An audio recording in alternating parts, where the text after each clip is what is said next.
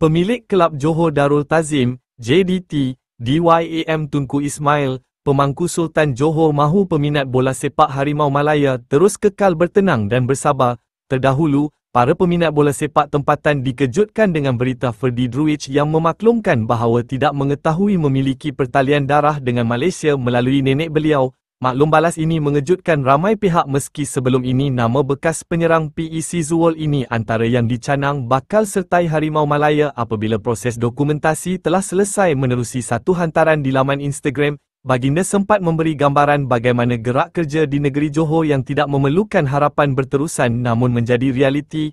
Di Johor atau cara Johor, kita buat kerja tanpa perlu bising-bising, berlebih-lebihan, memberikan harapan palsu dan akhirnya tiada apa-apa. Tulis Tunku Ismail, cara kita di Johor adalah tindakan lebih kuat daripada kata-kata.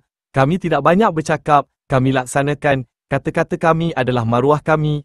Ujar baginda, sudah bertahun lamanya Johor mengamalkan prinsip kerja seperti ini yang mementingkan hasil akan tetapi tidak menyalahkan pihak luar yang tidak memahami cara ini. Apabila kami berjanji, kami akan berjuang untuk menepatinya. Itulah Johor, hasil lebih bererti. Sudah bertahun-tahun kami membuktikan setiap perkara yang diumumkan akan dilaksanakan dan menjadi kenyataan.